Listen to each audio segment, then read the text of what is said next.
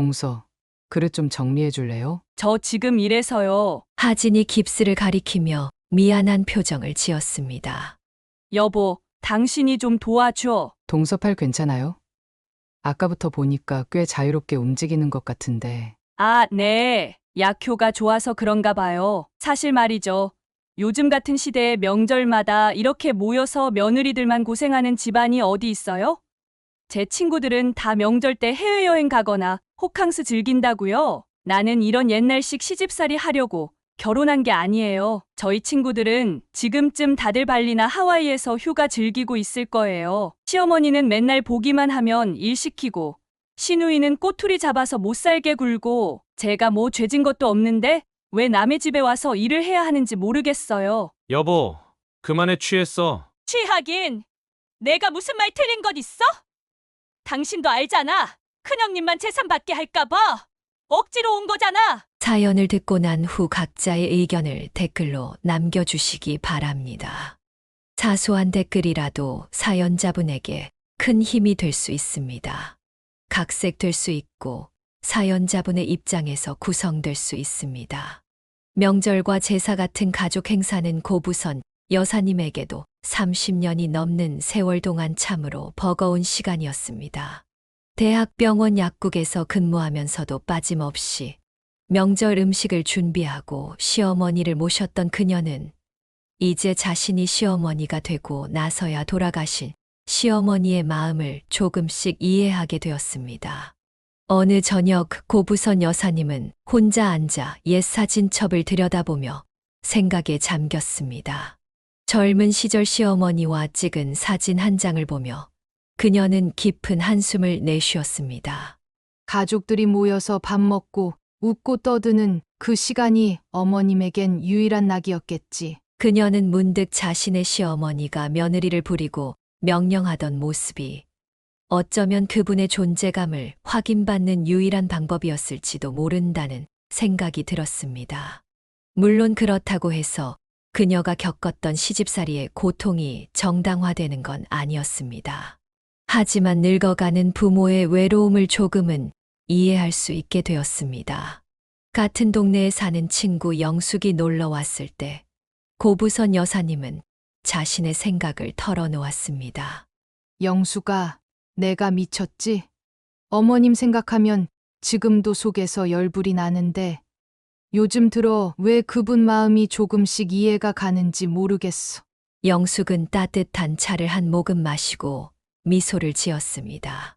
그게 사람 마음이지 나이 들수록 과거가 다르게 보이는 법이야. 시어머니도 그냥 외로웠던 거야, 아들. 며느리, 손주들 다 모이니까. 그게 얼마나 좋았겠어. 고부선 여사님은 고개를 끄덕였습니다. 남편이 갑작스럽게 세상을 떠난 후 그녀도 가족들이 모이는 날을 손꼽아 기다리게 되었으니까요. 그런데도 그녀는 자신만은 절대로 시어머니처럼 되지 않겠다고 굳게 다짐했었습니다. 며느리들에게 고생시키지 않겠다는 약속, 그녀가 지켜온 30년 전에 그 다짐은 지금도 유효했습니다. 나만큼은 절대 그런 시어머니 안 될 거라고 평생 다짐했는데 어머님 마음이 이해간다니 웃기지? 근데 이해는 가도 나는 절대 그렇게 안 할 거야. 애들한테 그 고생시키고 싶지 않아. 둘은 젊은 시절부터 함께 시집살이의 고충을 나눠온 오랜 친구였습니다. 그들이 겪었던 시대의 시집살이는 지금 세대와는 비교할 수 없을 정도로 혹독했습니다. 그날 밤 고부선 여사님은 다가오는 명절에 대해 생각하며 잠이 들었습니다. 시어머니의 마음을 이해하게 되었다고 해서 그녀가 겪었던 시집살이에 그 수십 년이 미화되는 건 아니었습니다. 하지만 노년의 외로움과 가족에 대한 그리움은 누구나 같다는 것을 그녀는 이제 조금씩 깨닫고 있었습니다. 시어머니가 돌아가실 때까지 정성껏 모시면서도 수많은 고난을 겪었던 고부선 여사님은 자신의 아들들이 결혼하면 꼭 다른 종류의 시어머니가 되리라 마음속으로 굳게 맹세했습니다. 그녀는 잠들기 전 매일 같은 다짐을 반복했습니다. 내가 며느리가 된다면 어떤 기분일까? 내 마음이 상처받았던 그 순간들을 절대 만들지 말자. 시어머니가 세상을 떠난 후 고부선 여사님은 부동산과 예금 등 모든 재산 문제를 깨끗이 처리했습니다. 또한 전통적인 제사와 차례도 과감히 생략하고 단지 가족들이 모여 한 끼 식사하고 담소를 나누는 정도로 명절 풍경을 간소화했습니다. 중식당 셰프로 일하던 남편 김기철 씨도 이런 변화를 적극 지지했습니다. 어느 추석날 기철 씨는 집에 모인 아들들에게 이야기했습니다. 우리 집은 앞으로 제사 같은 거 없어. 명절에 모여서 밥 한 끼 먹고 이야기 나누고 그게 끝이야. 어머니가 고생했던 것처럼 너희 각자 집에서 밤새 음식 준비하고 그럴 필요 없어. 큰아들 기태가 물었습니다. 그럼 아예 안 모이는 건 어때요? 다들 바쁘잖아요. 그러자 남편의 눈빛이 날카로워졌습니다. 그건 안 돼. 가족이 1년에 몇 번이라도 얼굴 봐야지. 연락도 안 하고 만나지도 않는다면 그건 가족이 아니라 남이야. 고부선 여사님은 남편의 강한 어조에 놀랐지만 그의 말에 일리가 있다고 생각했습니다. 가족은 서로의 존재를 확인하는 것에서 시작하니까요. 아버지 말씀이 맞아. 우리가 바빠서 힘들어서 핑계대고 안 보면 언젠가는 서로 어색해질 거야. 남편은 더 구체적인 제안을 했습니다. 앞으로 명절마다 꼭 모이자. 내가 특별히 말해두는데 가족 행사에 성실하게 참여하는 사람한테만 나중에 재산 물려줄 거니까 명심해. 그 말을 듣자 아들들의 눈빛이 달라졌습니다. 물론 부모님께 효도하고 싶은 마음도 있었지만 솔직히 재산 상속이라는 현실적인 문제도 무시할 수 없었습니다. 남편이 세상을 떠난 후에도 고부선 여사님은 그의 뜻을 이어갔습니다. 그녀는 명절마다 아들 가족들이 모이는 자리를 마련했고 최대한 편안한 분위기를 만들려고 노력했습니다. 큰 며느리와 작은 며느리가 고생하지 않도록 음식 대부분을 미리 준비해 두었습니다. 어느 날 친구 영숙이 물었습니다. 부선아, 너네는 요즘 젊은 사람들처럼 명절에 해외여행 같은 거 안 가? 고부선 여사님은 쓴웃음을 지었습니다. 가고는 싶지. 하지만 우리 남편이 살아있을 때 한 약속이 있어서 아이들이 얼굴 보러 와야 한다고 했거든. 제사는 안 지내도 가족끼리 만남은 꼭 가져야 한다고. 영숙이 고개를 끄덕였습니다. 맞아. 요즘 애들은 명절도 안 지키고 부모님도 잘 안 찾아뵙더라. 그래서 우리 남편이 묘수를 뒀어. 가족 행사에 성실하게 참여하는 사람에게만 재산을 물려주겠다고 선언한 거지. 그 말 한마디에 애들이 안 올 수가 없지. 두 사람은 함께 웃었습니다. 재산 이야기가 나오자 누구도 명절에 빠지겠다는 말을 꺼내지 못했던 것입니다. 고부선 여사님은 그것이 현실적인 방법이라고 생각했습니다. 비록 진심 어린 효도는 아닐지라도 가족이 함께 모이는 시간만큼은 지켜내고 싶었으니까요. 고부선 여사님은 가족의 화합을 위해 명절 문화에 혁신적인 변화를 가져왔습니다. 그녀의 집에서는 이제 가족들이 모이되 과거처럼 며느리들이 새벽부터 일어나 전을 부치고 갖가지 나물을 준비하는 풍경은 찾아볼 수 없었습니다. 대신 그녀가 직접 음식을 미리 준비해두는 방식으로 변화했습니다. 설날 전날 고부선 여사님의 부엌은 음식 준비로 분주했습니다. 육개장은 끓여 식혀두고 잡채도 미리 만들어 냉장고에 넣어두었습니다. 이미 몇 가지 나물도 준비해 두었고 전도 부쳐서 냉동실에 넣어두었습니다. 친구 영숙이 전화로 물었습니다. 부선아, 내일 애들 다 오지? 준비는 다 됐어? 응. 거의 다 했어. 며느리들 고생시키지 않으려고 내가 미리 준비해뒀어. 아이고, 넌 참 좋은 시어머니다. 그렇게 해주면 며느리들이 얼마나 좋아하겠어. 고부선 여사님은 웃음을 지었습니다. 좋아할지 어떨지는 모르겠지만 내가 겪었던 고생은 시키고 싶지 않아서 그래. 다음 날 아침 가장 먼저 도착한 것은 첫째 아들 기태와 그의 아내 민지였습니다. 민지는 항상 부지런해서 명절 아침 일찍 도착했습니다. 어머님, 저희 왔어요. 많이 기다리셨죠? 민지는 양손에 선물 봉투와 과일 바구니를 들고 현관에 들어섰습니다. 그녀의 뒤로 기태가 아이들 손을 잡고 따라 들어왔습니다. 아이고, 벌써 왔구나. 애들도 일찍 일어나서 고생했네. 고부선 여사님이 손주들의 머리를 쓰다듬었습니다.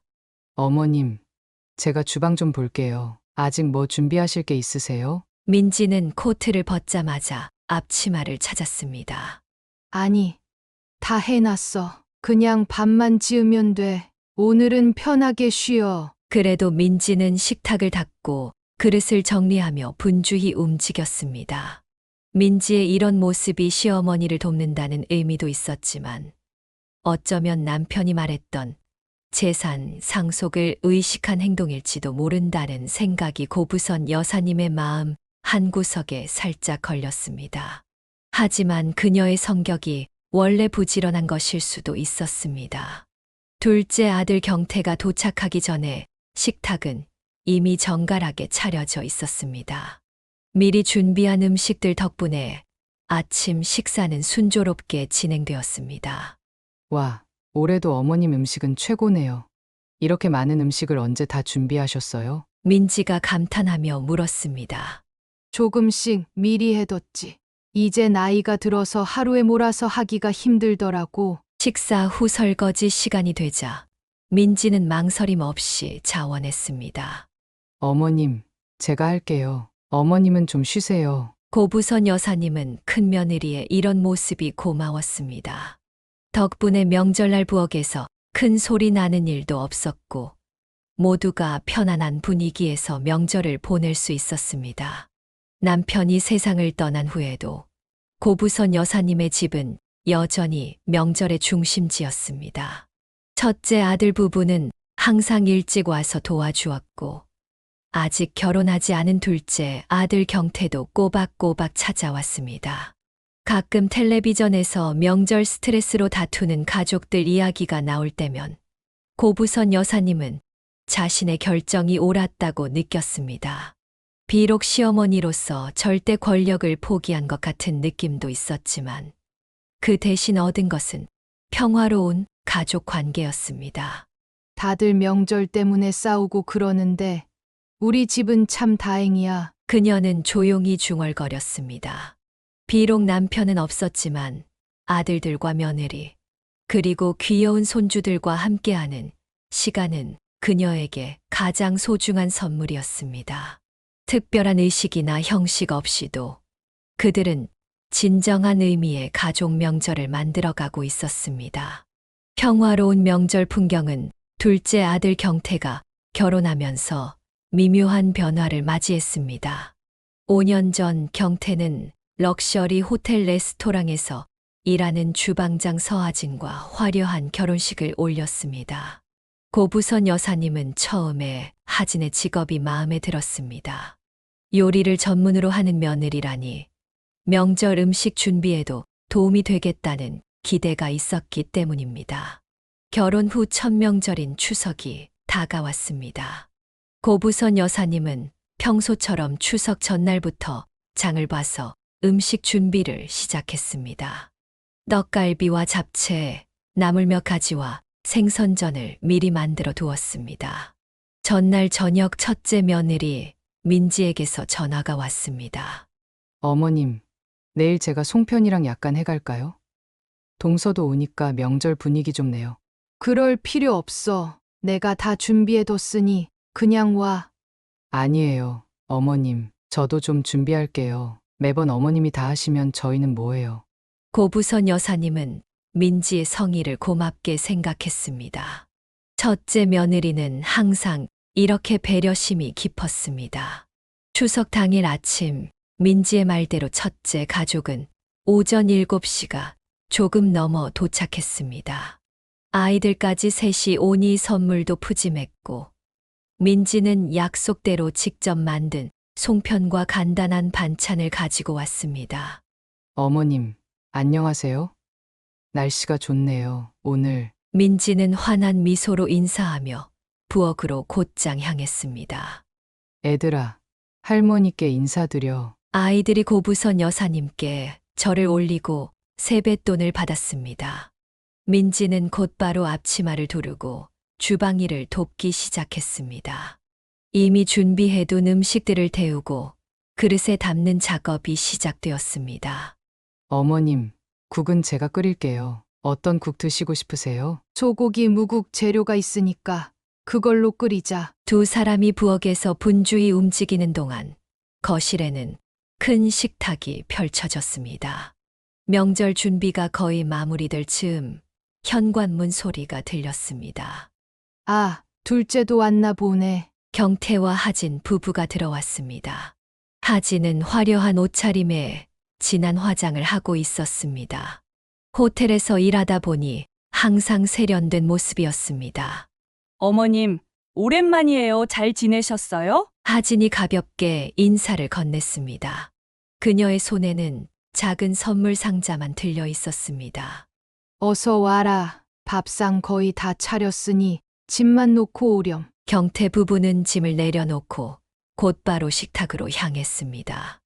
마침 적절한 타이밍에 도착해 음식 준비 과정은 건너뛰고 바로 식사 자리에 앉을 수 있었습니다. 와, 음식 정말 많네요. 어머님이 다 하신 거예요? 하진이 물었습니다. 응. 어제부터 준비했지. 어머, 직접 만든 송편이에요? 대단하시네요.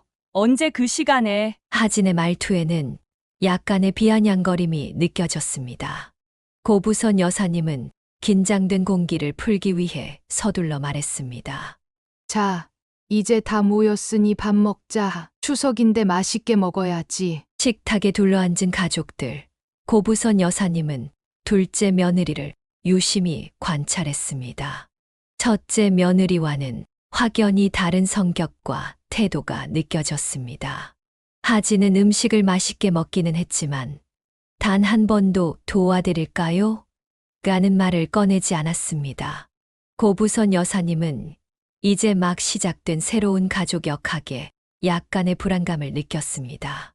앞으로 어떻게 될까? 그녀는 속으로 생각했습니다. 두 며느리의 성격 차이가 앞으로의 명절에 어떤 영향을 미칠지 고부선 여사님은 조금 걱정이 되었습니다.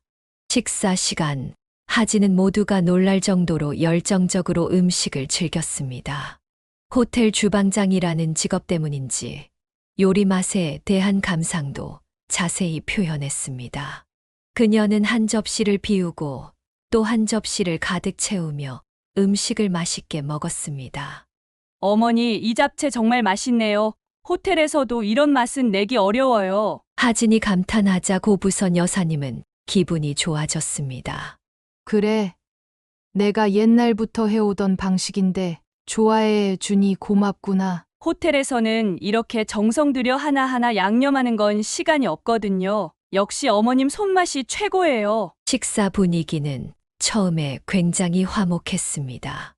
모두가 담소를 나누며 즐겁게 식사를 마쳤습니다. 그러나 식사가 끝나고 디저트로 과일을 먹을 시간이 되자 첫 번째 갈등이 수면 위로 떠올랐습니다. 민지가 주방에서 과일 접시를 가져와 테이블에 올려놓았습니다. 동서, 배 좀 깎아줄래? 내가 사과 깎을게. 민지는 일손을 나누는 것이 당연하다는 듯 배와 과도를 하진 앞으로 밀었습니다. 그러자 하진의 표정이 미묘하게 변했습니다. 아, 저는 과일 깎는 거 잘 못하는데요. 손 베이기 쉬워서. 하진은 어색한 미소를 지으며 과일 접시를 자신에게서 멀리 밀었습니다. 괜찮아. 한번 해봐. 못 깎을 것 같은 건 없잖아. 민지가 다시 권유했지만 하진은 단호하게 고개를 저었습니다. 정말 잘 못해요. 저는 요리는 할 줄 알아도 과일 깎는 건 서툴러서요. 그 말에 민지는 의아한 표정을 지었습니다. 주방장이라는 사람이 과일 하나 깎지 못한다는 것이 이해되지 않았기 때문입니다. 하지만 더 이상 강요하지 않고 직접 사과와 배를 모두 깎았습니다. 과일을 먹은 후 식탁을 치울 시간이 되었습니다. 민지는 자연스럽게 접시를 모으기 시작했고 고부선 여사님도 일어나 주방으로 향했습니다. 경태도 큰 그릇 몇 개를 들고 주방으로 향했습니다. 그러나 하진은 그대로 소파에 앉아 휴대폰을 만지작거리고 있었습니다. 동서, 그릇들 좀 싱크대로 가져다 줄래? 민지가 다시 한 번 시도했습니다. 아, 저기 죄송한데 저 지금 친정에 가봐야 할 것 같아요. 갑작스러운 하진의 발언에 주방에서 일하던 모든 사람들이 멈춰 서서 그녀를 쳐다보았습니다. 지금 가려고? 이제 설거지 좀 하고 차라도 마시려고 했는데 고부선 여사님이 놀란 표정으로 물었습니다. 네, 어머니, 친정어머니께서 좀 편찮으셔서 빨리 가보는 게 좋을 것 같아요. 경태도 당황한 표정이었습니다. 아내가 이런 계획을 미리 얘기하지 않았기 때문입니다. 그럼 같이 가야겠네. 내가 짐 챙길게. 당신은 여기 좀 더 있다가 와도 돼요. 내가 먼저 가볼게요. 하진의 말에 민지의 표정이 더욱 놀라움으로 가득 찼습니다. 고부선 여사님도 이런 상황을 처음 겪어 당황스러웠습니다. 아, 그럼 갔다 올게요. 그런데 어머니, 혹시 오늘 만든 잡채랑 갈비찜 좀 싸주실 수 있을까요? 친정 부모님도 드시면 좋아하실 것 같아서요. 이 말에 민지는 입에서 짧은 한숨 소리가 새어나왔습니다. 그녀도 매번 음식을 싸갔지만 최소한 준비도 하고 정리도 도운 후의 일이었습니다. 하지만 하진은 아무 일도 하지 않고 음식만 싸가려 했습니다. 그래, 싸갈 음식은 내가 준비해 줄게. 다들 수고했으니 가져가. 고부선 여사님은 불편한 마음을 애써 누르며 말했습니다. 가족 간의 첫 명절에 불화를 만들고 싶지 않았기 때문입니다. 하진은 짐을 챙기러 가면서 경태에게 작은 소리로 말했습니다. 여보, 어서 와. 나 혼자 운전하기 불안해. 경태는 어쩔 수 없이 설거지를 마무리하지 못하고 아내를 따라 나섰습니다. 둘이 나간 후 부엌에 남은 고부선 여사님과 민지는 잠시 말없이 서로를 바라보았습니다. 어머니, 제가 이거 마저 할게요. 괜찮으세요? 민지가 조심스럽게 물었습니다. 괜찮아. 내가 고생이 많구나. 그나저나 하진이가 좀. 고부선 여사님은 말을 끝맺지 못했습니다. 첫 명절이라 아직 적응을 못한 것 같아요. 다음부턴 나아질 거예요. 민지는 애써 상황을 긍정적으로 해석하려 했지만 고부선 여사님은 불안한 예감을 지울 수 없었습니다. 첫 명절부터 이런 행동을 보이는 며느리가 앞으로 어떻게 변할지 걱정이 되었습니다. 하지만 가족의 화합을 위해 그녀는 이 일을 크게 만들지 않기로 했습니다. 그날 밤 고부선 여사님은 잠들기 전 오랫동안 생각에 잠겼습니다. 자신이 좋은 시어머니가 되고자 했던 다짐이 앞으로 어떻게 지켜질 수 있을지 고민했습니다. 특히 두 며느리의 성격 차이가 큰 상황에서 모두가 평화롭게 지낼 수 있는 방법을 찾아야 했습니다. 첫 명절이니까 그럴 수도 있지. 다음엔 나아지겠지. 그녀는 스스로를 위로하며 눈을 감았습니다. 고부선 여사님의 기대와는 달리 하진의 행동은 첫 명절 이후로도 전혀 개선되지 않았습니다. 추석이 지나고 설날이 왔을 때도 그 다음 명절에도 하진은 똑같은 태도를 보였습니다. 도착하는 시간은 항상 음식 준비가 거의 끝날 무렵이었고 식사 후에는 어떻게든 집안일을 피했습니다. 이런 모습은 민지와의 눈에 띄는 갈등으로 이어졌습니다. 설날 아침 민지가 설거지를 하는 동안 하진이 소파에 앉아 휴대폰을 보고 있자 마침내 민지의 인내심이 한계에 달했습니다. 동서, 우리 다 같이 먹었으니 같이 정리도 해야 하지 않을까? 민지의 목소리에는 억눌린 불만이 묻어났습니다. 형님, 저 지금 좀 피곤해서요. 아침부터 운전하느라 힘들었거든요. 하진이 무심하게 대답했습니다.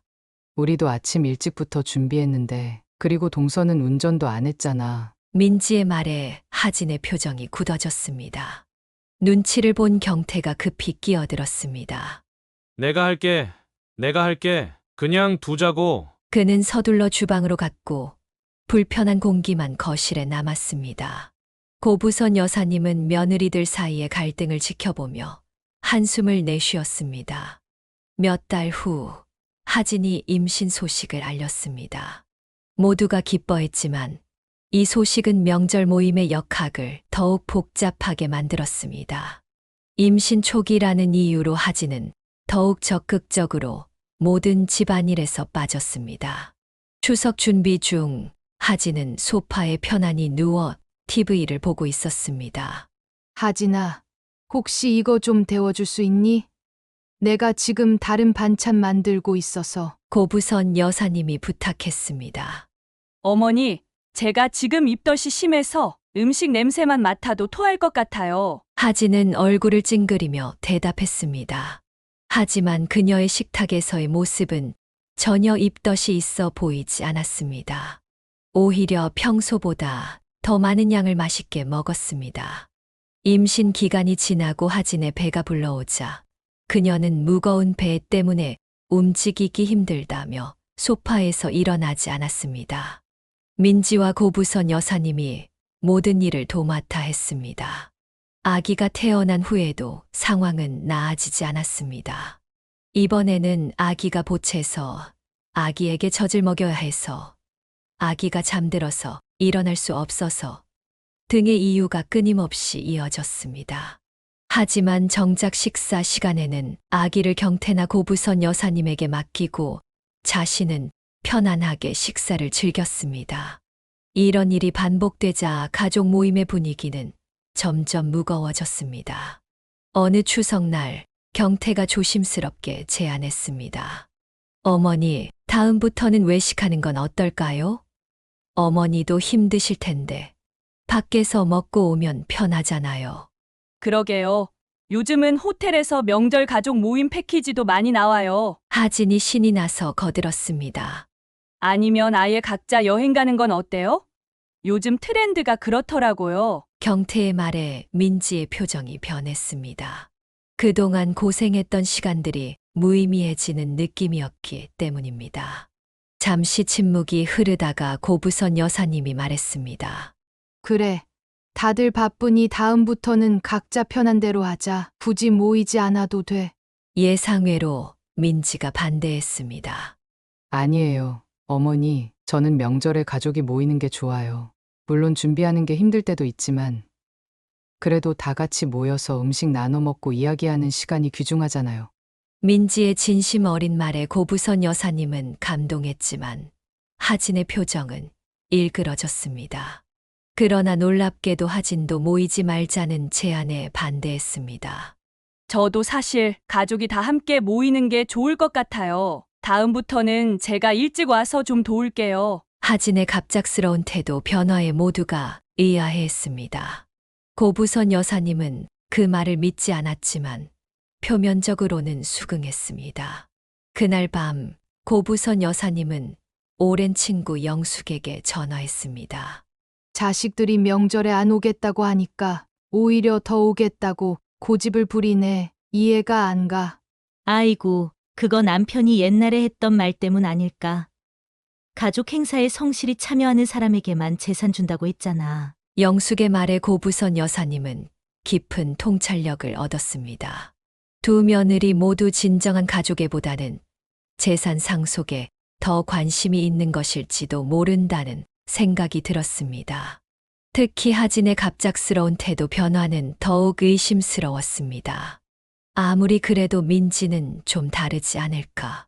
고부선 여사님은 혼자 생각했습니다. 민지는 적어도 명절을 위해 진심으로 노력하는 모습을 보여왔으니까요. 고부선 여사님의 예감은 결국 현실이 되었습니다. 그해 추석 가족 모임에서 상상도 못했던 사건이 벌어졌습니다.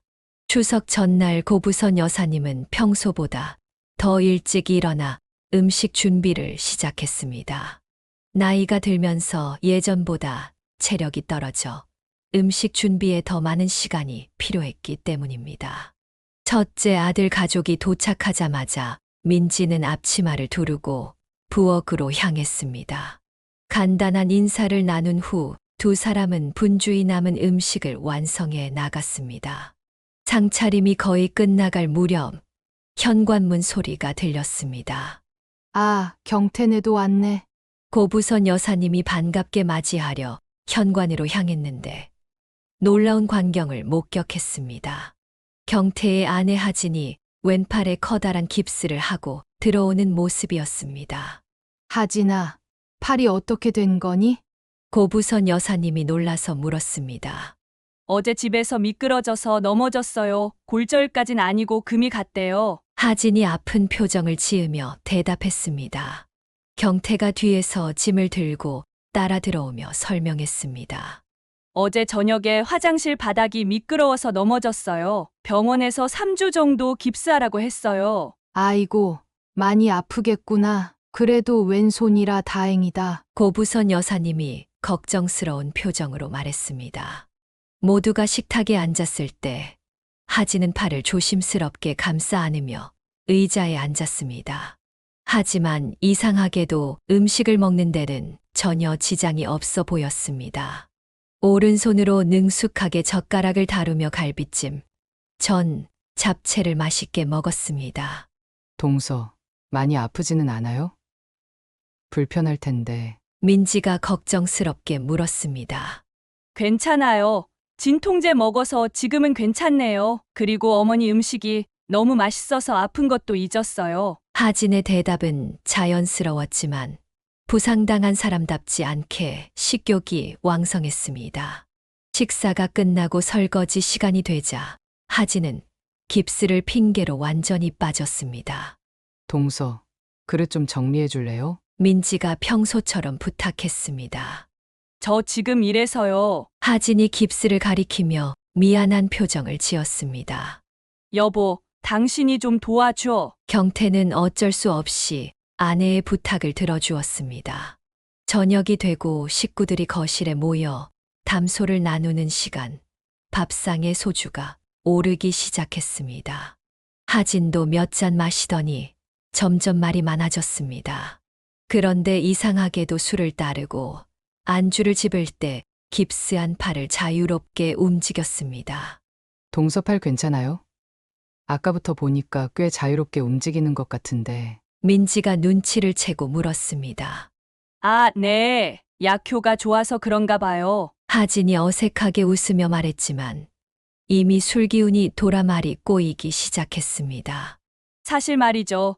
요즘 같은 시대에 명절마다 이렇게 모여서 며느리들만 고생하는 집안이 어디 있어요? 제 친구들은 다 명절 때 해외여행 가거나 호캉스 즐긴다고요. 하진의 말에 방 안의 공기가 순식간에 얼어붙었습니다. 나는 이런 옛날식 시집살이 하려고 결혼한 게 아니에요. 저희 친구들은 지금쯤 다들 발리나 하와이에서 휴가 즐기고 있을 거예요. 고부선 여사님은 듣고 있기 불편했지만 취한 며느리의 말이라 참고 있었습니다. 그러나 하진은 멈출 기미가 보이지 않았습니다. 시어머니는 맨날 보기만 하면 일 시키고 시누이는 꼬투리 잡아서 못 살게 굴고 제가 뭐 죄진 것도 없는데 왜 남의 집에 와서 일을 해야 하는지 모르겠어요. 결국 경태가 나서서 아내를 말렸습니다. 여보, 그만해 취했어. 취하긴 내가 무슨 말 틀린 것 있어? 당신도 알잖아. 큰형님만 재산 받게 할까 봐 억지로 온 거잖아. 하진의 폭탄 발언에 모두가 경악했습니다. 고부선 여사님은 충격을 받았지만 더 이상의 불화를 막기 위해 자리를 정리했습니다. 그날 밤 고부선 여사님과 민지는 우연히 같은 시간에 부엌에서 마주쳤습니다. 물을 마시러 나온 두 사람은 조용히 이야기를 나누고 있었습니다. 그때 현관 쪽에서 소리가 들렸고 하진이 물을 마시러 나왔습니다. 놀랍게도 그녀의 팔에는 깁스가 없었습니다. 양손을 자유롭게 사용해 냉장고에서 물병을 꺼내 마시는 모습이었습니다. 팔 괜찮아졌어요? 민지가 놀라서 물었습니다. 하진은 화들짝 놀라며 자신의 팔을 내려다보았습니다. 아, 이게 말을 더듬는 사이 민지는 하진의 방으로 들어가 깁스를 찾아냈습니다. 그것은 탈부착이 가능한 가짜 깁스였습니다. 누구나 쉽게 끼고 뺄 수 있도록 만들어진 가짜 의료기구였습니다. 이게 대체 무슨 짓이에요? 민지가 분노를 억누르며 물었습니다. 하진은 당황한 표정으로 말문이 막혔습니다. 고부선 여사님은 말없이 그 광경을 지켜보았습니다. 충격과 배신감, 그리고 분노가 한꺼번에 밀려왔습니다. 추석 다음 날 아침 고부선 여사님은 평소보다 일찍 일어나 창밖으로 떠오르는 태양을 바라보았습니다. 밤새 잠을 설치며 내린 결단이 있었습니다. 그녀는 자신의 삶에서 이런 결정을 내리기까지 많은 시간과 생각이 필요했지만 가짜 깁스 사건은 모든 것을 확실하게 만들었습니다. 아침 식사 시간, 가족들이 테이블에 모였을 때 고부선 여사님은 평소와 다른 무거운 표정으로 입을 열었습니다. 오늘 모두 짐 챙겨서 돌아가. 갑작스러운 선언에 모두가 놀랐습니다. 특히 경태와 하진은 어젯밤 일로 어색한 분위기 속에서 당황한 기색이 역력했습니다. 어머니, 저희가 하루 더 있다가 가려고 했는데요. 경태가 조심스럽게 말을 꺼냈습니다. 더 있을 필요 없어. 지금 바로 나가주면 좋겠다. 고부선 여사님의 목소리는 평소보다 단호했습니다. 하진은 불편한 표정으로 남편을 쳐다보았습니다. 어머니, 어젯밤 일은 정말 죄송해요. 제가 술에 취해서 실수한 거예요. 하진이 미안한 표정을 지으며 변명했지만 고부선 여사님의 결심은 확고했습니다. 실수가 아니라 계획적인 행동이었잖아. 가짜 깁스까지 준비해 오다니. 난 더 이상 이런 식의 명절을 보내고 싶지 않구나. 하진은 고개를 숙이며 더 이상 말을 잇지 못했습니다. 경태도 변명할 말을 찾지 못하고 짐을 챙기기 시작했습니다. 같은 방에 있던 기태와 민지도 불편한 기색이 역력했습니다. 어머니, 저희도 함께 가는 게 좋을까요? 기태가 조심스럽게 물었습니다. 네. 오늘은 다들 가줬으면 해. 나 혼자 있고 싶구나. 고부선 여사님의 말에 민지는 서운한 표정을 감추지 못했습니다. 그녀는 항상 성실히 시어머니를 도왔는데 자신도 함께 내쫓기는 상황이 억울하게 느껴졌습니다. 모든 가족이 짐을 챙겨 현관에 모였을 때 고부선 여사님은 최종 결정을 알렸습니다. 앞으로 명절에 모이는 건 없애기로 했어. 각자 알아서 지내고 연락도 굳이 할 필요 없을 것 같아. 어머니, 그건 너무 하시는 거 아니에요? 저희가 뭐 잘못한 게 있나요? 민지가 용기를 내어 물었습니다. 너는 잘못한 거 없어. 하지만 한 가족이 모여서 이런 불화가 생기는 건 모두에게 좋지 않아. 그리고 고부선 여사님은 잠시 말을 멈추고 깊은 숨을 내쉬었습니다. 내가 가진 재산은 모두 내가 쓰고 갈 거야. 앞으로는 재산 때문에 명절에 오거나 효도하는 척할 필요 없어. 이 말에 경태와 하진의 얼굴색이 변했습니다. 고부선 여사님은 그들의 반응을 보며 자신의 짐작이 맞았음을 확인했습니다. 어머니, 저희는 재산 때문에 온 게 아니에요. 정말 가족이니까. 하진이 급하게 말했지만 고부선 여사님은 고개를 저었습니다. 더 이상의 변명은 필요 없어. 모두 각자의 삶을 살아. 집을 떠나기 전 하진은 눈물을 글썽이며 마지막 노력을 했습니다.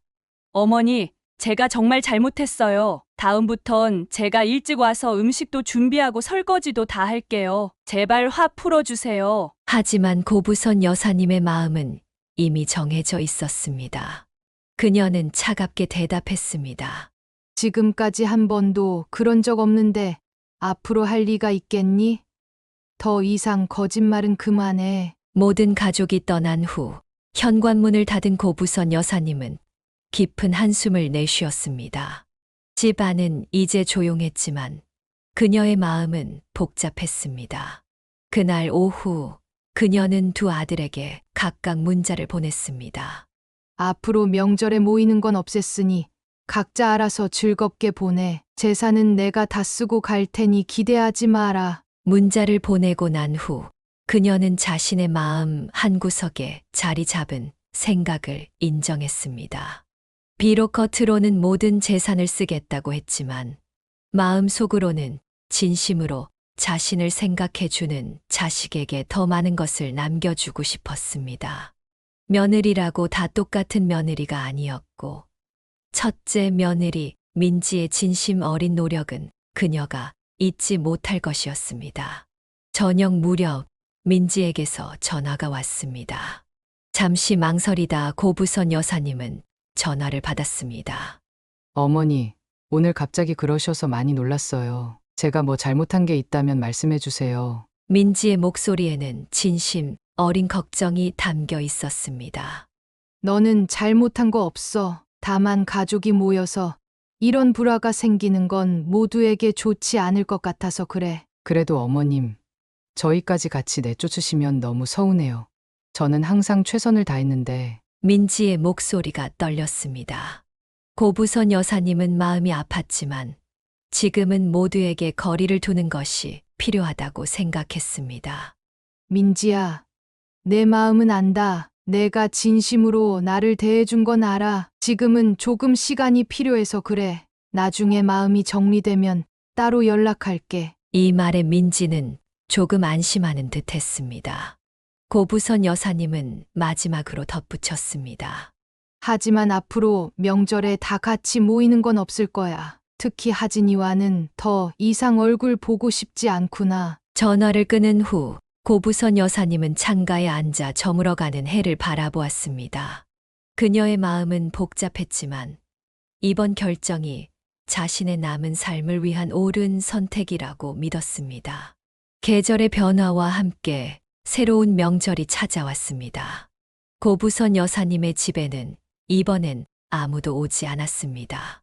평생 처음으로 그녀는 혼자서 명절을 맞이했습니다.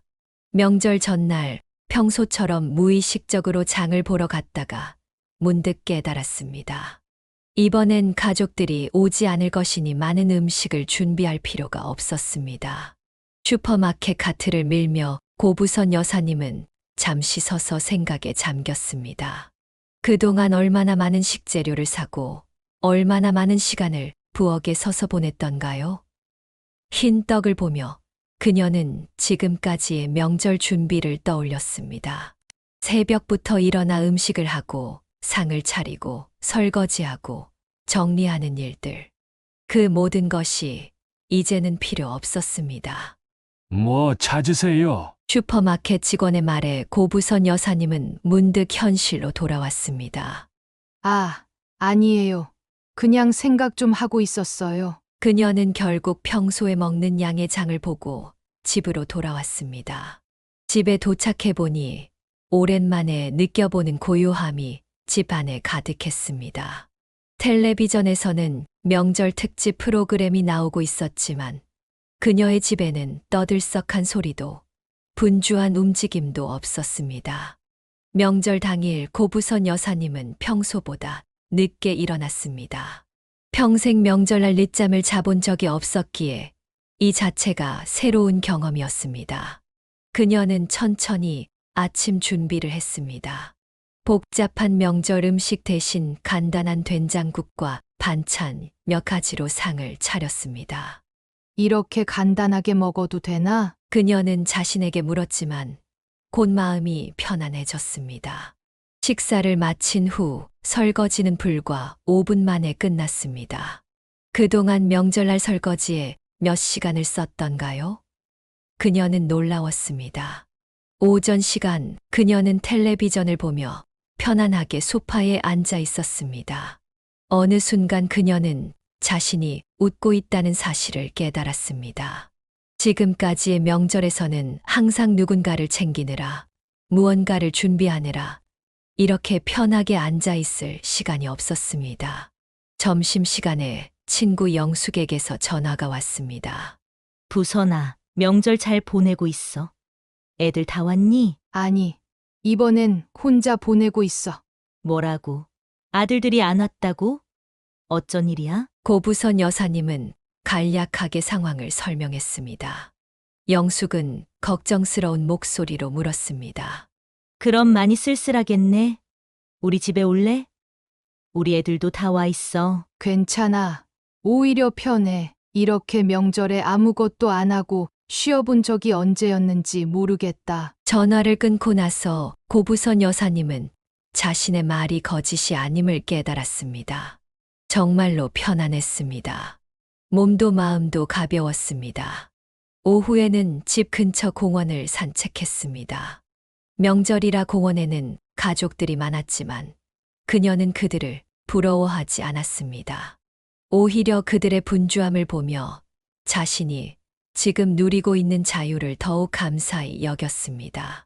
저녁이 되자 그녀는 오랜만에 책을 읽었습니다. 밀린 드라마도 보고 좋아하는 음악도 들었습니다. 이런 소소한 즐거움을 명절에 누려본 적이 있었나요? 그녀는 생각해 보았지만 기억이 나지 않았습니다. 잠자리에 들기 전 고부선 여사님은 문득 지난 수십 년간의 명절을 떠올렸습니다. 그동안 왜 그렇게 고생을 자처했는지 이해할 수 없었습니다. 남편의 강요, 아니면 사회적 압박, 아니면 그저 어머니로서, 할머니로서의 의무감, 어떤 이유에서든 지금 그녀가 느끼는 평화로움은 그 모든 고생보다 값졌습니다. 자식 만나는 게 좋은 게 아니라 번뇌만 쌓는 일이었구나. 그녀는 중얼거렸습니다. 물론 자식들을 사랑하지 않는 것은 아니었습니다. 하지만 이제는 자신의 삶도 중요하다는 것을 깨달았습니다. 명절이라는 이름으로 자신을 희생하는 것이 꼭 필요한 일은 아니었습니다. 침대에 누워 이불을 덮으며 고부선 여사님은 오랜만에 마음이 가벼운 채로 잠에 들었습니다. 내일도 편안한 하루가 되리라는 기대감과 함께 그녀는 깊은 잠에 빠져들었습니다. 명절이 지나고 일상으로 돌아온 고부선 여사님은 자신의 삶을 돌아보는 시간을 가졌습니다. 오랫동안 삶의 중심을 자식들에게 두었던 그녀는 이제야 비로소 스스로를 돌아볼 여유가 생겼습니다. 창가에 앉아 차를 마시며 그녀는 깊은 생각에 잠겼습니다. 지난 시간들을 되돌아보니 자식들에게 명절에 오라고 강요했던 것은 정말 남편의 유언 때문이었을까? 아니면 그저 자신이 자식들을 놓아주지 못했던 것은 아닐까? 그녀는 솔직한 마음으로 자문했습니다. 내가 자식들에게 집착했던 건 아닐까? 오랜 세월 동안 남편의 말을 핑계로 자식들을 불러 모았지만 사실은 자신의 외로움을 달래기 위해서가 아니었을까 하는 의구심이 들었습니다. 혼자가 되었을 때 느끼는 고독감을 자식들로 채우려 했던 것은 아닐까요? 고부선 여사님은 화분에 물을 주며 생각을 이어갔습니다. 지난 명절 사건 이후 자식들을 놓아준 것이 후회스럽기도 했지만 동시에 이것이 모두에게 더 나은 선택이라는 확신도 들었습니다. 특히 둘째 며느리와의 갈등은 결국 피할 수 없는 것이었을지도 모릅니다. 친구 영숙이 들러 차를 마시던 날, 고부선 여사님은 자신의 깨달음을 나누었습니다. 영수가, 나 요즘 많이 생각해봤어. 자식들 명절마다 오라고 하는 게 정말 그들을 위한 건지, 아니면 그냥 내 욕심인지. 그게 무슨 말이야?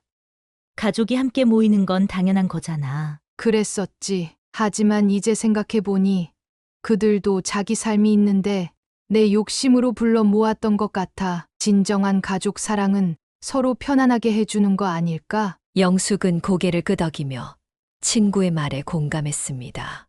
이제 고부선 여사님은 자신의 남은 인생을 자식들에게 목매지 않고 살아가기로 결심했습니다.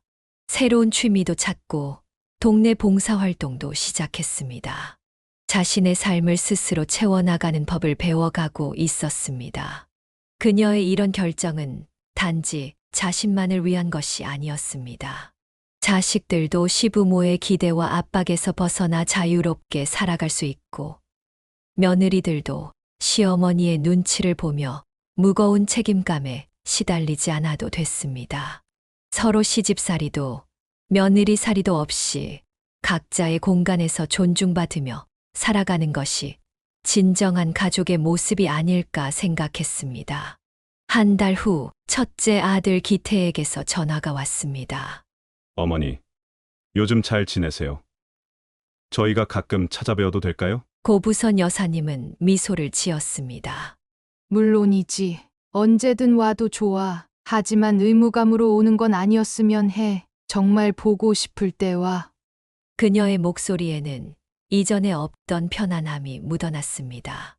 어머니, 명절 때 안 오니까 많이 섭섭하시죠? 처음엔 그랬지. 하지만 이렇게 사는 것도 나쁘지 않더라. 너희도 편하고, 나도 편하고, 서로 부담 없이 만날 수 있으니까. 전화를 끊고 나서 고부선 여사님은 창밖을 바라보았습니다. 봄이 오고 있었고 새싹들이 돋아나기 시작했습니다. 그녀의 인생에도 새로운 계절이 찾아온 것 같았습니다. 자식들을 놓아주고 자신의 삶을 찾아가는 이 여정이 때로는 외롭지만 그것 또한 인생의 일부임을 받아들였습니다. 이제 그녀는 진정으로 이해했습니다. 가족을 사랑한다는 것은 꼭 함께 있는 것만을 의미하지 않는다는 것을.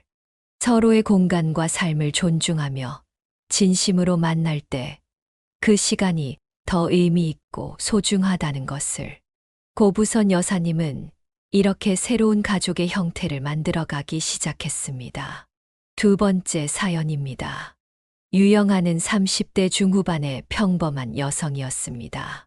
서울 외곽 중소도시에서 태어나 자란 그녀는 어린 시절 아버지를 일찍 여의게 되었고 홀어머니와 동생과 함께 살았습니다. 회색빛 아파트 단지 사이에서 그녀의 가족은 서로를 의지하며 살아가야 했습니다. 영아야, 오늘도 늦게까지 공부하니? 너무 무리하지 마. 어머니가 따뜻한 보리차를 들고 방문을 열었을 때 유영아는 책상에 엎드려 공부하고 있었습니다. 괜찮아요. 엄마 이번에 장학금 놓치면 다음 학기 등록금 마련하기 힘들잖아요. 그녀는 경제적으로 넉넉지 않은 환경 속에서도 항상 웃음을 잃지 않았습니다. 대학 시절부터 장학금을 받기 위해 밤새 공부했고 주말에는 아르바이트까지 병행했습니다. 동생에게는 늘 멋진 언니로 어머니에게는 든든한 지원군이 되어주기 위해 노력했습니다. 동생이 자랑스럽게 성적표를 들고 왔을 때 유영아는 가슴이 따뜻해졌습니다. 우와, 정말 대단한데. 역시 우리 동생. 오늘 저녁은 내가 좋아하는 떡볶이 사올게. 졸업 후 취업한 유영아는 첫 월급부터 어머니와 동생의 생활비를 챙기며 가족을 우선시했습니다. 사회생활은 바쁘고 힘들었지만 그녀는 매달 가족을 위해 자신의 욕구를 뒤로 미루곤 했습니다. 영아야, 내 옷도 좀 사고, 너도 젊은데 친구들이랑 놀러도 가. 엄마한테 이렇게까지 안 해도 돼. 어머니의 말에 그녀는 미소로 답했습니다. 엄마, 걱정 마세요. 저는 정말 괜찮아요. 회사 사람들이랑 종종 나가고 있어요. 그리고 엄마가 건강해야 제가 마음이 편하죠. 유영아는 장녀로서 아버지가 없는 빈자리를 채우려 노력했습니다. 어머니에게는 남편처럼 의지할 수 있는 존재가 되어 주었고, 동생에게는 든든한 버팀목이 되어 주었습니다. 그녀 자신도 마음 둘 곳이 필요했지만, 가족의 행복이 더 중요했습니다. 오늘 회사에서 승진했어요. 엄마, 이제 월급도 좀 더 받게 됐어요. 정말 축하해. 우리 딸. 근데 더 바빠지는 건 아니지? 괜찮아요. 이제 더 많이 도와드릴 수 있게 됐네요. 그렇게 바쁘게 일상을 살아가던 유영아는 30 즈음에 운명처럼 한 남자를 만나게 되었습니다. 그의 이름은 김민석. 그녀의 인생을 완전히 바꿔놓을 남자였습니다.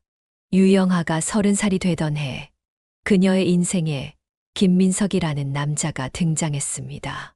그는 유영아와는 완전히 다른 환경에서 자라났습니다. 부유한 집안의 아들이었던 민석은 데이트 때마다 비싼 레스토랑을 당연하게 예약했고 고급 선물을 건네는 것도 자연스러웠습니다. 돈에 대한 압박이 없는 그의 태도는 항상 가족의 생계를 걱정해야 했던 유영아에게 신선한 충격이었습니다. 민석은 처음 만남에서부터 남다른 매력을 보여주었습니다. 그의 듬직한 체격과 자신감 넘치는 태도는 어딘가 의지하고 싶었던 유영하의 마음을 사로잡기에 충분했습니다. 그녀는 오랜만에 자신이 보호받는 느낌을 경험했고 그 감각에 점점 빠져들기 시작했습니다. 두 사람이 만난 지 석 달쯤 되었을 때 유영하의 집에 예상치 못한 누수 사고가 발생했습니다. 갑자기 천장에서 물이 떨어지기 시작했고 여자 셋이 사는 집에서는 당황스러움만 커져갔습니다. 유영하는 막막한 마음에 민석에게 전화를 걸었습니다. 지금 바로 갈게. 수건으로 우선 닦아두고 있어. 민석이 도착했을 때 그는 당황하지 않고 체계적으로 상황을 파악했습니다. 누수 지점을 확인하고 임시 조치를 취한 후 곧바로 전문가를 불러 문제를 해결했습니다. 그의 침착함과 문제 해결 능력은 유영하에게 깊은 인상을 남겼습니다. 사고가 수습된 후 민석은 유영하의 어깨를 토닥이며 위로했습니다. 그의 말 한마디는 유영하의 마음 깊은 곳까지 파고들었습니다. 아버지 없이 여자들끼리만 살아온 집에서는 이런 상황이 발생할 때마다 무력감을 느꼈었는데 이제 그녀 곁에 든든한 지원군이 생긴 것 같았습니다. 그 후 두 사람의 관계는 급속도로 발전했습니다. 민석은 데이트 때마다 유영하를 특별하게 대해 주었고 그녀의 가족에게도 다정한 모습을 보였습니다. 가끔 유영하의 어머니에게 선물을 사오거나 동생의 취업 상담을 도와주기도 했습니다. 영아 씨 같은 여자 만나서 정말 행복해요. 앞으로 평생 영아 씨와 함께하고 싶습니다. 프로포즈 날 민석의 진심 어린 고백에 유영하는 감동의 눈물을 흘렸습니다. 항상 다른 사람을 위해 살아왔던 그녀에게 이제 누군가가 그녀를 위해 살겠다고 약속했습니다. 그녀는 이보다 더 완벽한 행복이 있을까 싶었습니다. 결혼식은 민석의 부모님이 모든 비용을 부담하여 호화롭게 치러졌습니다. 신혼여행도 유럽 일주로 2주간 다녀왔습니다. 처음으로 비행기를 타고 외국에 나간 유영하는 민석과 함께하는 모든 순간이 꿈만 같았습니다. 신혼집도 준비되어 있었습니다. 강남 근처의 아파트로 민석의 아버지가 결혼 선물로 마련해 준 것이었습니다. 모든 것이 완벽했습니다. 유영아는 드디어 자신의 인생의 행운이 찾아왔다고 믿었습니다. 신혼 생활이 시작되자 민석의 가면이 서서히 벗겨지기 시작했습니다. 유영하가 사랑에 빠졌던 그 듬직한 남자는 결혼 후 완전히 다른 사람으로 변해갔습니다. 새벽같이 출근한 유영하가 퇴근 후 만난 민석은 더 이상 그녀를 챙겨주는 다정한 남자가 아니었습니다. 그는 모든 일에 자기 의견만 옳다고 고집했습니다. 처음에는 식탁 위치부터 시작해 점차 가전제품 구매, 휴가 계획, 심지어 유영하의 옷 스타일까지 간섭하기 시작했습니다. 그의 말에 반대하면 짜증을 내거나 화를 내는 일이 잦아졌습니다. 당신 옷 좀 고상하게 입었으면 좋겠는데 왜 내 말을 그대로 따르지 못해? 난 당신보다 이런 거 많이 봤다고. 이런 말들이 일상이 되어갔습니다. 유영하는 처음에는 서로 적응하는 과정이라 생각했지만 시간이 지날수록 그것이 아님을 깨달았습니다. 민석의 가장 큰 문제는 경제관념이었습니다. 부유한 집안에서 자란 그는 돈의 가치를 제대로 이해하지 못했습니다. 자신의 용돈은 마음대로 써대면서도 유영하에게는 지나친 절약을 강요했습니다. 그러면서도 시부모님에게는 항상 비싼 선물을 사는 이중적인 태도를 보였습니다. 어느 날 생활비가 부족해 유영하가 걱정을 털어놓자 민석은 눈살을 찌푸렸습니다. 이번 달은 경조사비가 많이 나가서 좀 빠듯할 것 같아. 민석은 대수롭지 않게 대답했습니다. 그래? 그럼 좀 아껴 써. 당신 커피 매일 사 먹지 말고 집에서 타 먹어. 유영아는 이미 2달째 커피숍에 가지 않고 있었습니다. 그녀가 아끼고 아껴도 생활비는 턱없이 부족했습니다. 그러나 민석은 이해하려 하지 않았습니다. 더 화가 나는 것은 그 다음 날이었습니다. 민석이 백화점 쇼핑백을 들고 들어왔고 그 안에는 시부모님을 위한 명품 목도리가 들어 있었습니다. 한쪽은 60만 원, 다른 한쪽은 95만 원짜리였습니다. 유영아가 항의하자 민석은 오히려 그녀를 탓했습니다. 우리 부모님 선물로 이 정도는 기본이야. 당신이 살림을 제대로 못해서 그런 거지. 잘했으면 이런 일 없었을 텐데. 그의 말에 유영아는 가슴이 찢어지는 듯했습니다. 그녀는 매일 시장을 돌며 가장 싼 식재료를 찾아다녔고 자신의 옷은 세일 기간에만 구입했습니다. 그럼에도 남편은 그녀의 노력을 알아주기는커녕 오히려 사치가 심하다고 비난했습니다. 점점 민석의 눈엔 유영아의 모든 것이 격이 안 맞는 것처럼 보이는 듯했습니다. 그녀의 말투, 행동거지, 친구 관계까지 시시콜콜 지적하기 시작했습니다. 특히 유영아의 친정 형편을 은근히 무시하는 발언이 늘어났습니다. 역시 배움이 다르니 눈높이가 다르지. 그런 말을 들을 때마다 유영아는 입술을 깨물어야 했습니다. 자신이 이토록 무시당하는 것을 참아야 하는 이유를 점점 찾기 어려워졌습니다. 유영아는 결혼 전 민석에게서 보았던 듬직함과 다정함은 사실 그저 남을 얕보는 자신감의 다른 표현이었음을 깨달았습니다. 철없이 자란 부잣집 아들의 전형, 그것이 바로 김민석의 실체였습니다.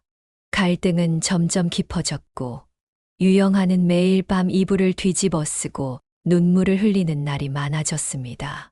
그럼에도 그녀는 결혼 생활을 지키기 위해 노력했습니다.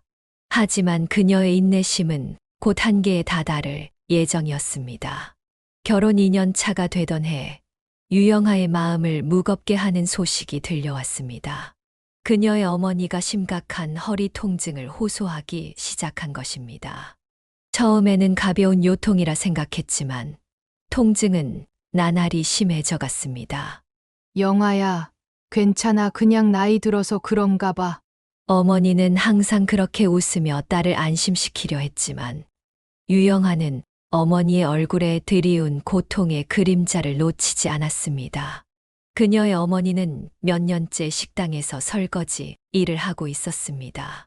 주방 싱크대 높이에 맞춰 허리를 어정쩡하게 숙인 채로 하루 종일 서서 일하는 자세가 결국 그녀의 허리를 망가뜨린 것이었습니다.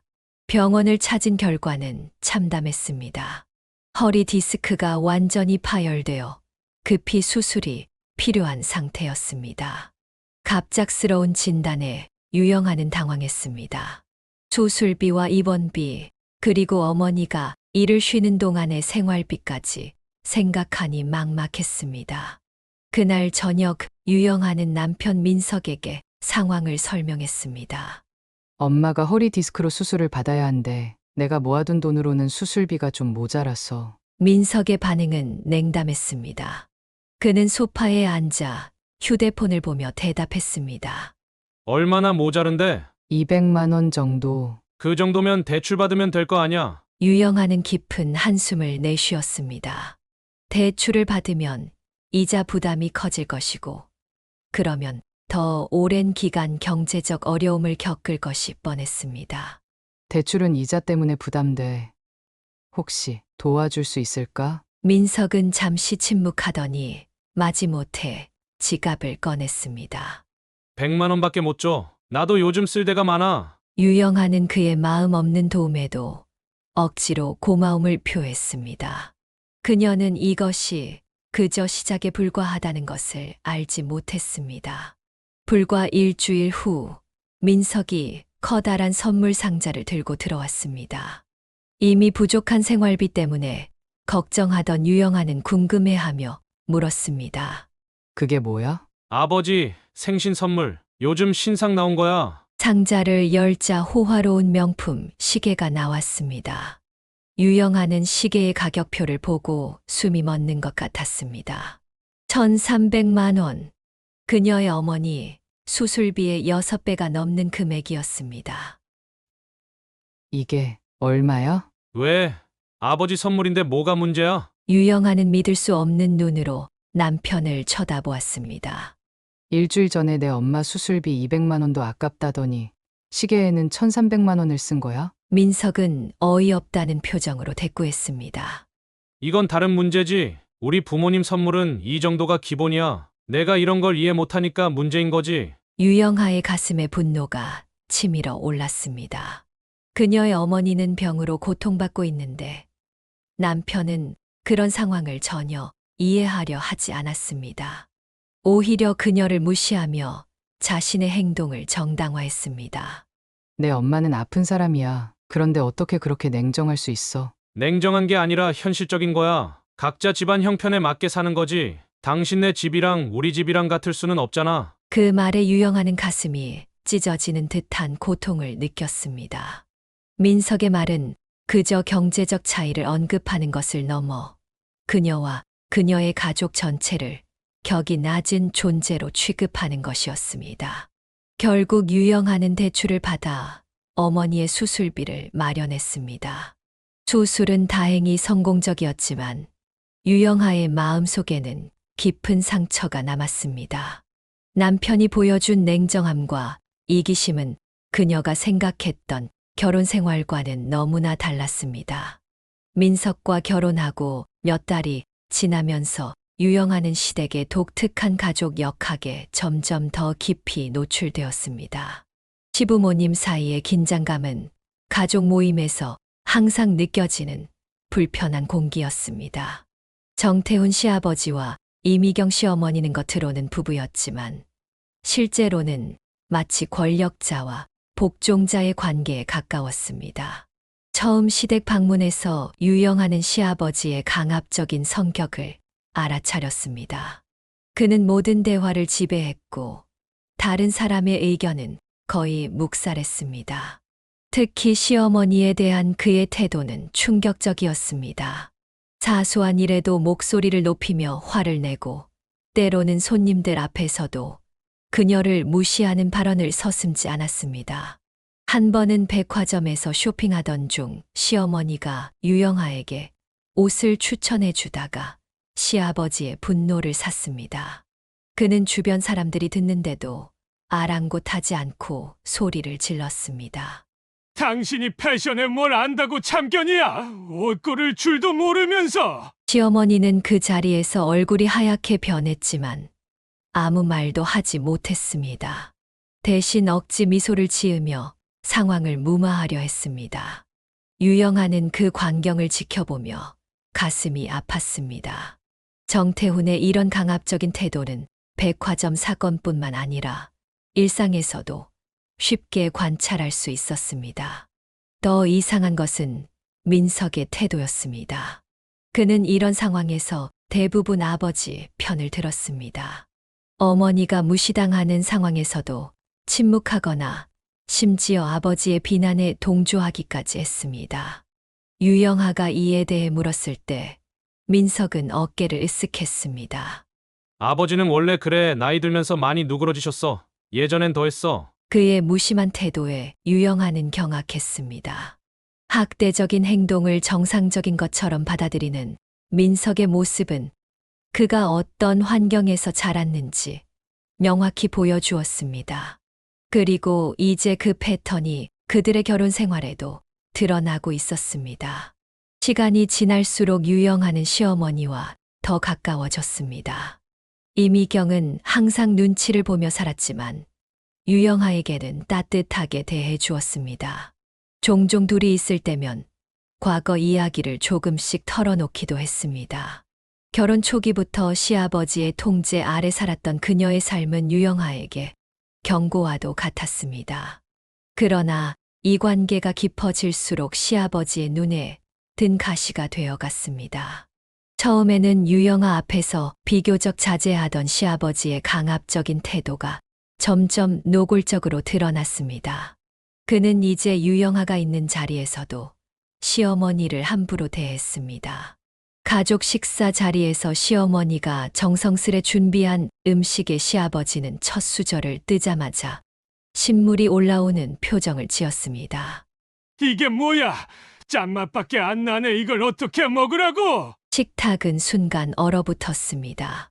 시어머니는 고개를 숙인 채 사과했고, 민석은 여전히 무관심한 표정으로 밥을 먹을 뿐이었습니다.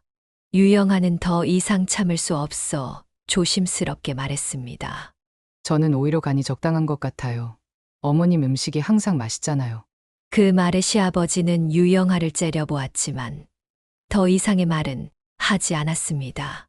그날 이후로 유영아는 시어머니와 더 가까워졌지만 동시에 시아버지와의 관계는 더 서늘해졌습니다. 이런 복잡한 가족 역학 속에서 유영아는 자신의 위치를 찾기 위해 고군분투했습니다.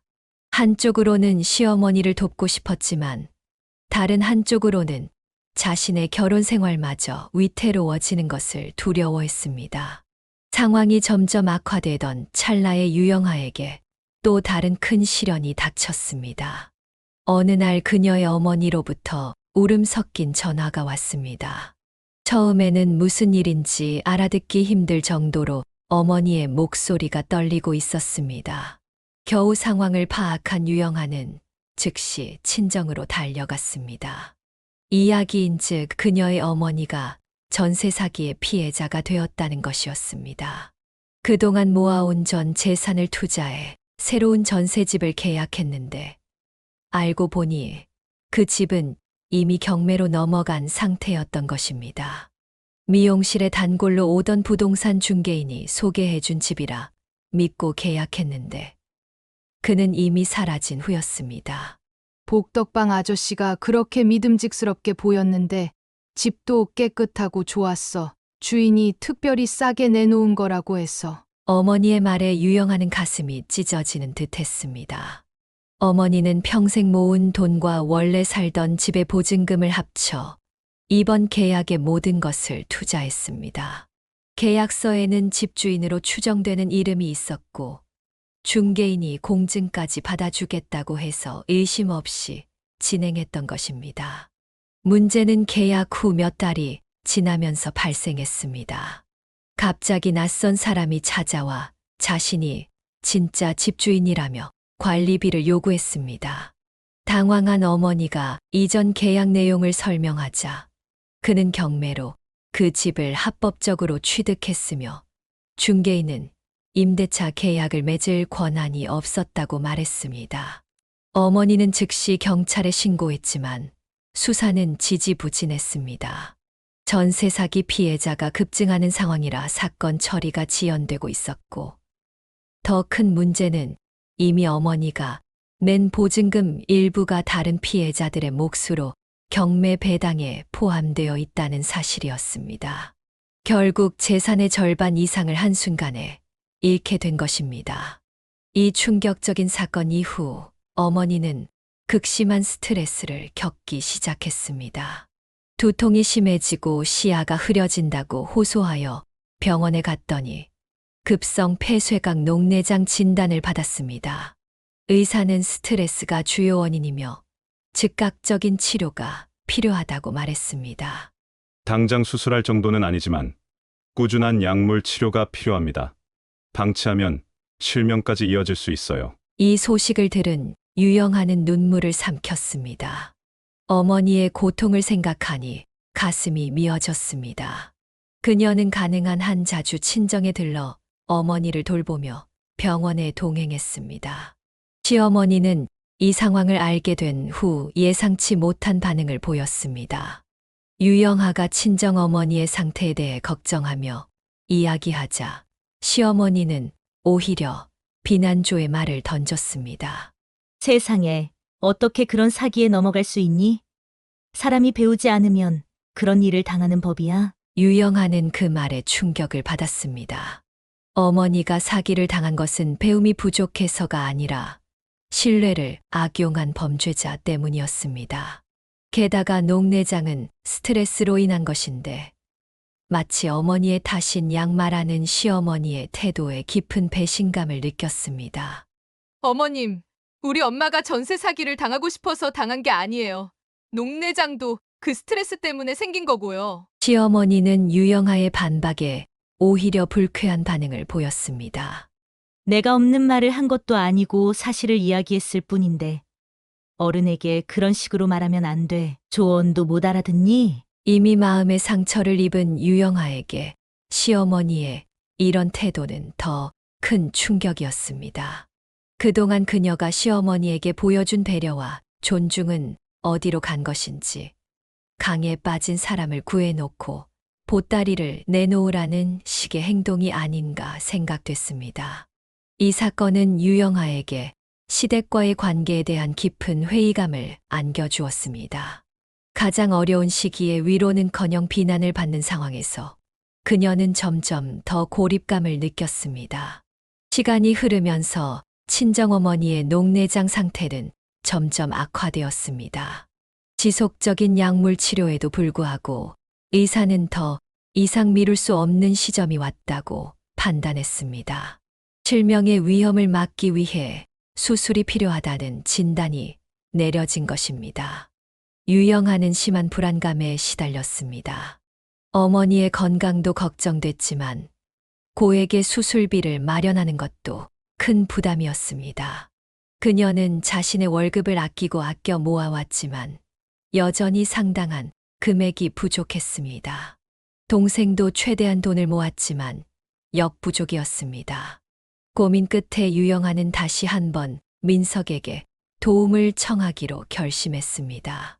비록 이전에 어머니의 디스크 수술 때 실망스러운 반응을 보였지만 시력을 잃을 수도 있는 위급한 상황이었기에 남편의 이해를 바랐습니다.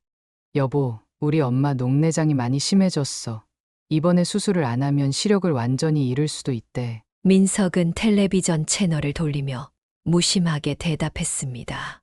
그래서 수술비가 많이 부족해. 내가 모은 돈으로는 안 될 것 같아서. 말을 끝내기도 전에 민석은 고개를 절레절레 흔들었습니다. 나도 지금 당장 여유가 없어. 회사 프로젝트 투자금도 내야 하고 이번 달은 특히 빠듯해. 하지만 우리 엄마 실명할 수도 있다고. 그렇다고 내가 돈을 짜낼 수는 없잖아. 평소에 좀 저축해두지 그랬어. 유영아는 남편의 냉담한 태도에 말문이 막혔습니다. 그녀는 아무 말 없이 방을 나와 화장실에 들어가 조용히 울었습니다. 친정어머니를 위해서라면 대출을 받아서라도 수술비를 마련하겠다고 다짐했습니다. 그로부터 일주일 후 예상치 못한 광경이 유영아를 기다리고 있었습니다.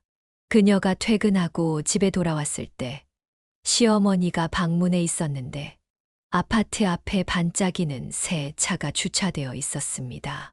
처음에는 이웃의 차라고 생각했지만 집에 들어가자 시어머니가 자랑스럽게 말했습니다. 영아야, 차 봤니?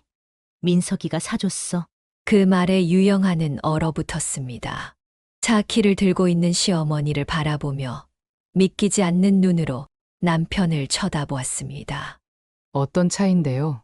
벤츠야, 최신 모델. 민석이가 특별히 골라준 거야. 유영아는 숨이 멎는 것 같았습니다. 시어머니가 돌아간 후 그녀는 남편에게 따져 물었습니다. 그 차 얼마야? 왜? 얼마냐고. 민석은 잠시 망설이다 대답했습니다. 한 1억 정도? 유영아는 그 자리에서 주저앉을 뻔했습니다. 일주일 전만 해도 돈이 없다며 친정어머니의 수술비를 거절했던 남편이 시어머니에게는 1억짜리 차를 선물한 것입니다. 우리 엄마 수술비 몇백만 원도 안 된다고 했으면서 시어머니한테는 1억짜리 차를 사줘. 민석은 오히려 화를 내며 반박했습니다. 이건 다른 문제야. 우리 엄마가 오랫동안 국산차만 타셨잖아. 아버지가 고급차는 필요 없다고 늘 반대하셨고 이번에 기회가 돼서 해드린 거야. 우리 엄마 실명 위기라고. 어떻게 그렇게 냉정할 수 있어? 냉정한 게 아니라 현실적인 거야. 우리 엄마한테 돈 쓴 거랑 당신 엄마한테 돈 안 쓴 건 별개의 문제라고. 유영아는 분노로 떨리는 목소리로 말했습니다. 정말 더 이상 못 참겠어. 넌 내 가족을 무시하면서 내 가족만 중요하게 여기는구나. 민석의 반응은 더욱 충격적이었습니다. 왜 이렇게 예민하게 구는 거야?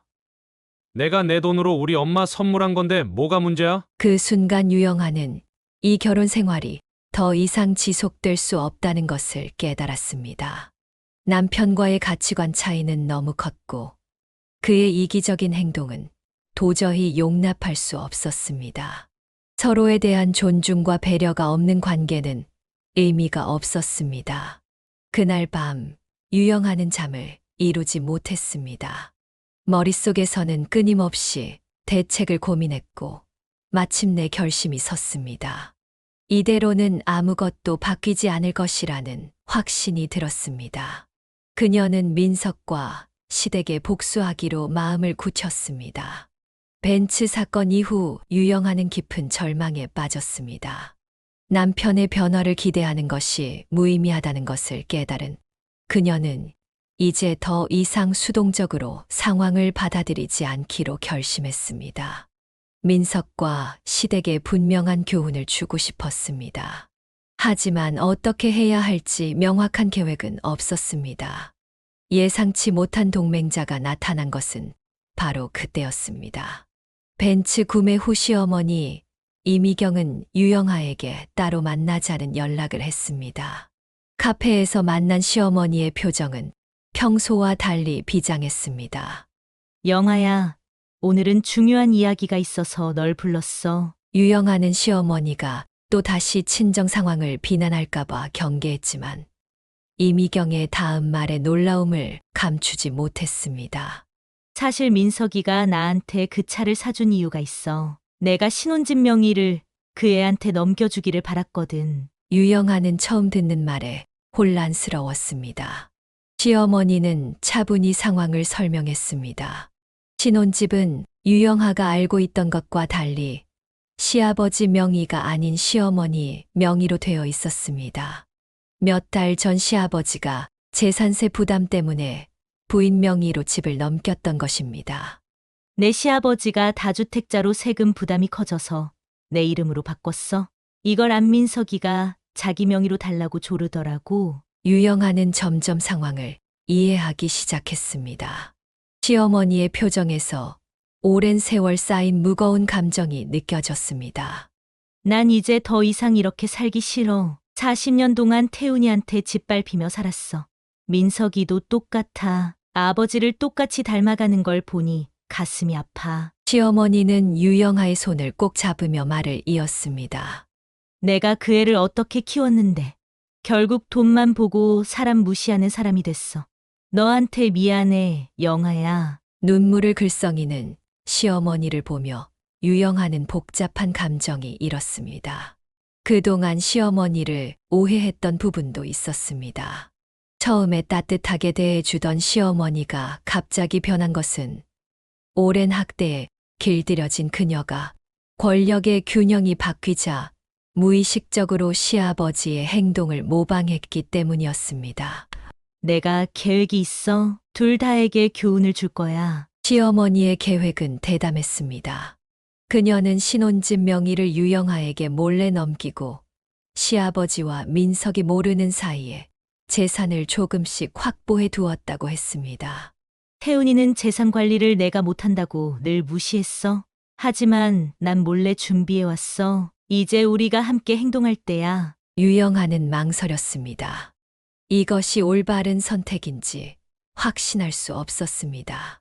하지만 친정어머니의 위태로운 상황과 민석의 냉정한 태도를 생각하니 마음이 단단해졌습니다.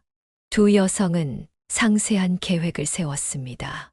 먼저 시어머니는 변호사를 통해 신혼집 명의를 합법적으로 유영아에게 이전했습니다. 그리고 시아버지의 폭력적인 행동을 증거로 남기기 위해 집에 몰래 카메라를 설치하기로 했습니다. 유영아가 이를 도왔습니다. 이건 나중에 이혼 소송에서 필요할 거야. 태훈이는 자신의 행동이 기록되고 있다는 걸 꿈에도 모를 거야. 유영아는 시어머니가 얼마나 철저하게 준비했는지에 놀랐습니다. 수십 년간 복종하는 척하면서도 내면에서는 결코 굴복하지 않았던 그녀의 강인함이 느껴졌습니다. 이제 계획은 시작되었습니다. 유영아는 자신의 명의로 바뀐 신혼집을 판매할 준비를 했고, 시어머니는 시아버지의 폭력성을 증거로 모으기 시작했습니다. 두 여성의 비밀스러운 동맹은 강력했고, 오랜 세월 불공정한 대우를 받아온 그들에게 마침내 정의를 실현할 기회가 찾아온 것이었습니다. 이 모든 과정에서 유영아는 양심의 가책을 느끼기도 했습니다. 하지만 민석이 친정어머니의 위급한 상황에도 보인 무관심과 이기심을 생각하면 이것이 단순한 복수가 아닌 정당한 대가라고 스스로를 설득했습니다. 계획이 세워지자 유영아는 지체 없이 행동으로 옮겼습니다. 그녀는 부동산 중개소를 찾아가 신혼집을 매물로 내놓았습니다. 시세보다 약 20% 저렴한 가격으로 내놓자 부동산 중개인은 의아한 표정을 지었습니다. 이 가격이면 너무 싸게 내놓는 거 아닌가요? 현재 시세가 훨씬 높은데. 유영아는 단호하게 대답했습니다. 빨리 팔려야 해요. 급전이 필요해서요. 그녀의 예상대로 매물 정보가 올라간 지 하루 만에 문의 전화가 빗발쳤습니다. 여러 잠재 구매자들이 집을 보러 왔고, 그중 젊은 부부가 즉시 계약하겠다며 나섰습니다. 이들은 가격이 워낙 매력적이라 놓치고 싶지 않다며 서둘러 계약금을 준비했습니다. 저희가 오늘 바로 계약금을 입금할 수 있는데 언제 계약하면 될까요? 유영아는 남편이 회사에 있는 오후 시간을 이용해 계약을 진행했습니다. 모든 서류 작업은 신속하게 이루어졌고, 계약금은 즉시 그녀의 계좌로 입금되었습니다. 계약서에 도장을 찍는 순간 유영아는 묘한 해방감을 느꼈습니다. 계약을 마친 후 그녀는 집에 돌아와 민석의 짐을 정리하기 시작했습니다. 옷장에서 그의 옷을 꺼내 여행 가방에 차곡차곡 넣었고, 개인 물품들도 모두 수집했습니다. 완벽하게 정리된 가방들을 집 밖 복도에 나란히 세웠습니다. 이제 끝이야. 그녀는 마지막으로 집안을 둘러보며 중얼거렸습니다. 그동안의 상처와 모욕이 머릿속을 스쳐 지나갔습니다. 이제 더 이상 그런 삶을 살지 않겠다는 결심이 더욱 굳건해졌습니다. 저녁이 되어 민석이 퇴근했을 때 그는 복도에 늘어선 자신의 짐을 보고 경악했습니다. 문을 열고 들어오자마자 그의 얼굴은 분노로 일그러졌습니다. 이게 다 뭐야? 내 짐을 왜 밖에 내놓은 거야? 유영아는 차분하게 대답했습니다. 더 이상 여기서 살 수 없어. 집은 이미 팔렸어. 뭐? 무슨 소리야? 이게 무슨 장난이야? 민석은 자신의 귀를 의심했습니다. 유영아는 테이블 위에 놓인 매매 계약서를 가리켰습니다. 장난 아니야. 계약금도 받았고 한 달 후면 이사해야 해. 민석은 계약서를 집어들었다가 바닥에 내던졌습니다. 당신 미쳤어? 이 집은 내 엄마 명의야. 당신이 마음대로 팔 수 없다고. 유영아는 냉정하게 법적 서류 묶음을 내밀었습니다. 이건 엄마가 내게 집을 넘긴 증서야. 이제 내 명의로 된 집이야. 서류를 훑어본 민석의 얼굴이 백지장처럼 변했습니다. 부동산 등기부등본에는 분명히 유영아의 이름이 적혀 있었습니다. 민석은 말을 더듬었습니다. 이게 어떻게?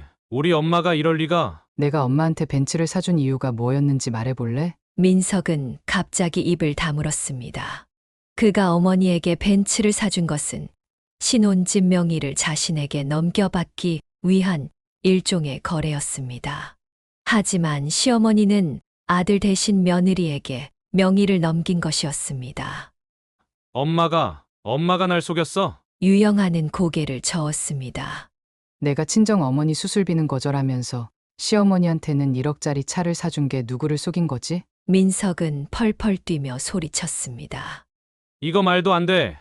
나 경찰에 신고할 거야. 이건 사기라고. 해봐. 모든 서류는 합법적으로 작성됐어.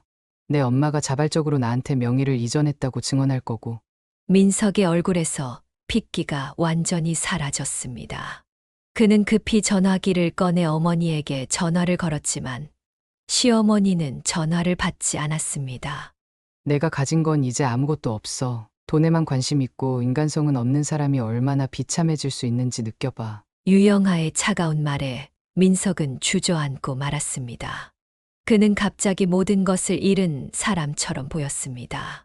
더 이상 당당하게 행동하던 남편의 모습은 온데간데 없었고 부당한 특권을 잃은 당혹감만 남아 있었습니다.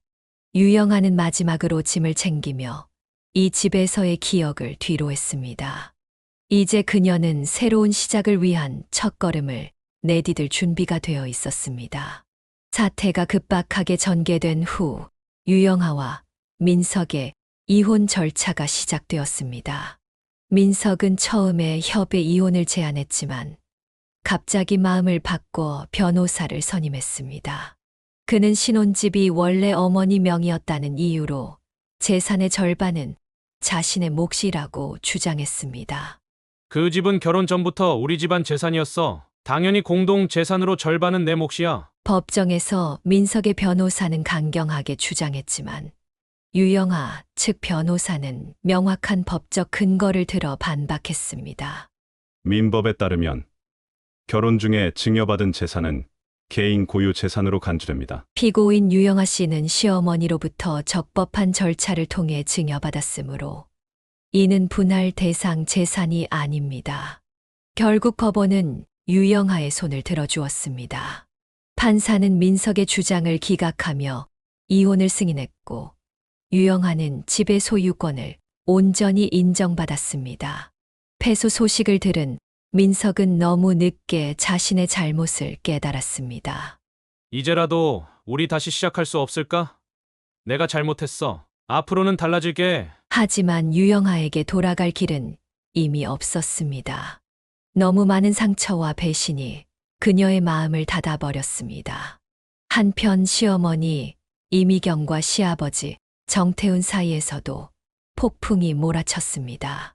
신혼집 명의 이전 사실을 알게 된 정태훈은 이미경에게 격분했고 평소처럼 폭력적인 방식으로 분노를 표출했습니다. 하지만 이번에는 상황이 달랐습니다. 이미경은 미리 설치해 둔 홈캠으로 그의 폭력 행위를 모두 녹화했던 것입니다.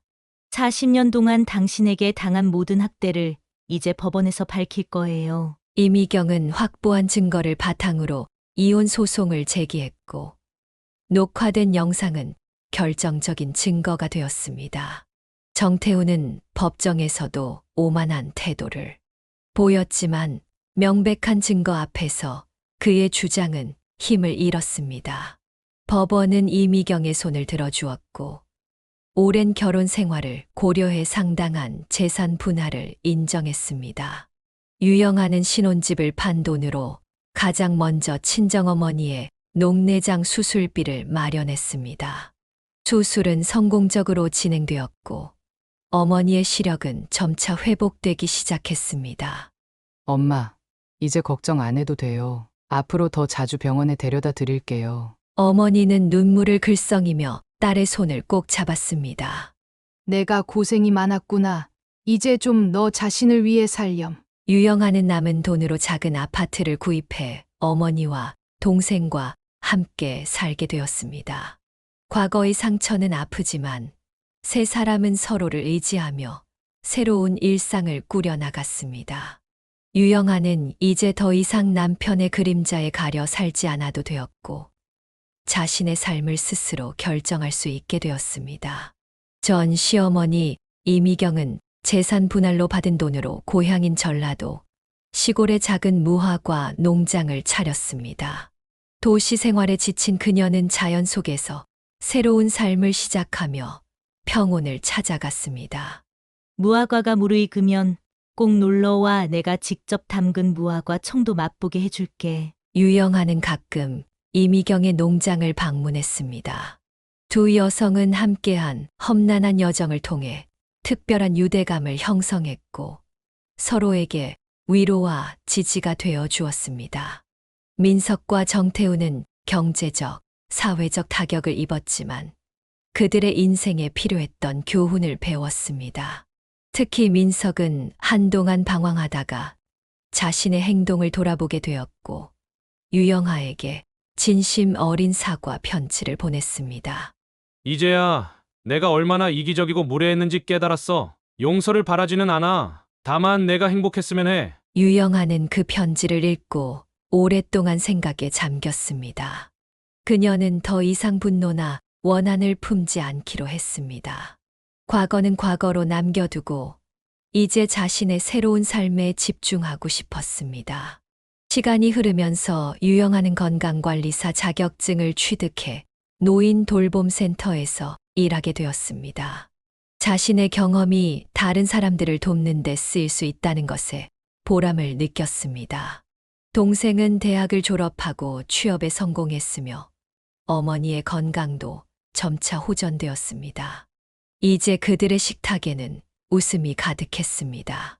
유영아는 종종 지나온 길을 돌아보며 생각했습니다. 힘든 시간이었지만 그 과정에서 자신의 진정한 가치와 강인함을 발견했습니다. 돈보다 중요한 것이 있다는 진리를 삶으로 증명한 그녀는 이제 진정한 행복이 무엇인지 알게 되었습니다. 사연을 듣고 댓글을 남겨주시기 바랍니다. 사소한 의견일지라도 사연자분에게는 큰 힘이 됩니다. 노골적인 악성 댓글은 사연자분에게 상처가 될 수 있으니 삼가주시기 바랍니다.